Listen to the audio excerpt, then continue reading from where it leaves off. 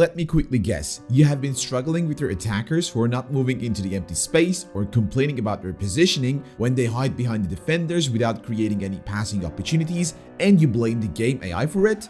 Don't worry, we have the best solutions for it, so keep watching this video until the end. Hi, my name is Khan, also known as Jedi Jester, and today we are going to show you how to create movement in your build-up with 5 important mechanics. Using these mechanics will allow you to control your whole team as if you were conducting an orchestra, and your build-up will go to another level. Without further ado, let's start with the first mechanic. If your players remain static and don't move too much, they become easier to defend. In that case, you need offensive runs from them, which allows you to create new passing stations and opportunities. Not only creating new chances, they might also take the attention of the defenders to the new danger zone and unbalance the defense. Therefore, you need to make your players run properly. If you want to trigger a manual run from a player off the ball, simply point him out with your left analog stick and tap the L1 button. You will realize that his body language will change immediately and he will start sprinting forward. This mechanic will mostly come in handy if there is some space behind the defensive line. Receiving the ball here, I see a potential free space behind the defensive line and decide to go for a run with my midfielder by quickly targeting him with the left stick and tapping L1. While I wait for him to complete his run, I create the perfect passing angle by running diagonally and deliver the ball to him in the end. You can also use this mechanic while the ball is traveling, which makes your attack more flowing because you give your AI-controlled player a pre-movement even before you complete your pass in the first place, and you prepare your next passing opportunity by making him run. You simply have enough time to analyze your other player's positioning while the ball is traveling. Here, I pick Jarzinho as my potential receiver, point him out with the left analog stick, tap L1, and he starts sprinting forward. He receives the ball in the free space because of the movement I gave to him, and he finishes off the attack. Do you know who already had access to detailed explanations to all of these mechanics? Well, our users on the Guide Plus. We have prepared a course with in-depth lessons to each of these mechanics, and one of these lessons is completely free, so why don't you check it out? The link is in the description. Let me also shortly introduce our application, the Guide Plus, which you can download for free if you're looking forward to get better in FIFA. In the Guide Plus, you can find in-depth tutorials, structured courses, and track your progress on the topics you most struggle with. Our interactive quizzes will keep you up to date anytime. So, if you're interested, make sure to check the links in the description and see what the next level learning experience offers by yourself. The main problem with the triggering manual runs with L1 is that the players only run straight forward.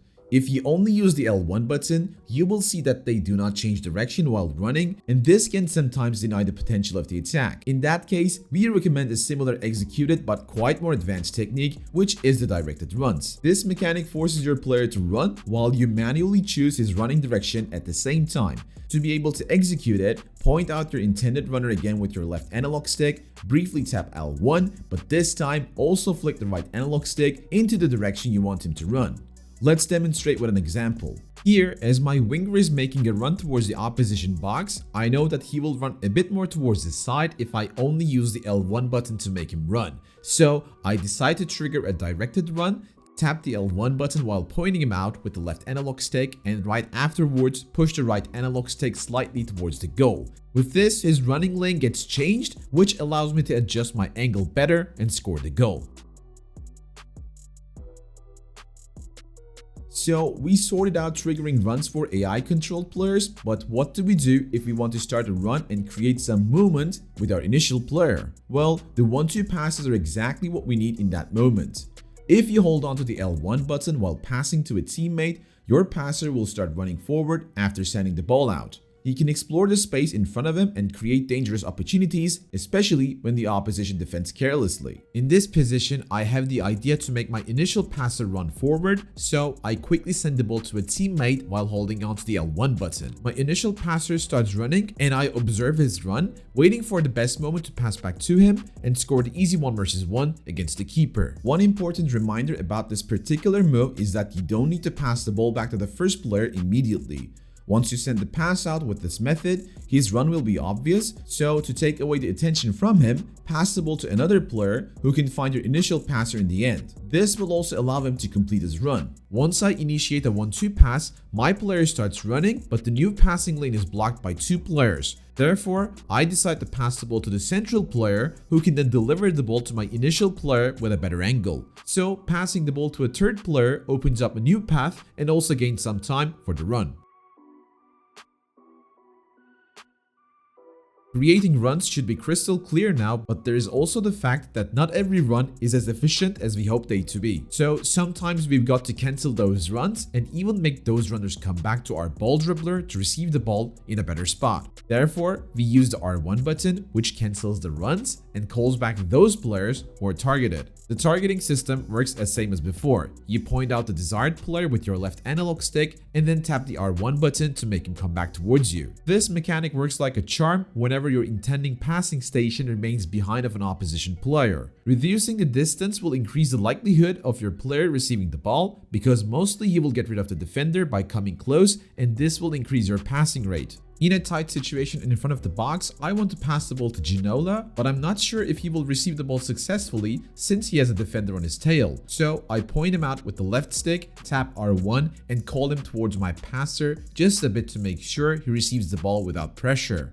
A step over afterwards allows me to score the goal because I created enough space for him just by moving him closer. Combining both initiating runs and calling back players can also create space. As an example here, I initiate a 1-2 pass with my wingback and he starts running forward. With this run, he will be dragging at least one of the defenders with him. However, cancelling the run with R1 button will get him back while the defender still goes away to the potential danger zone. With those two mechanics together, I just created some space out of nowhere.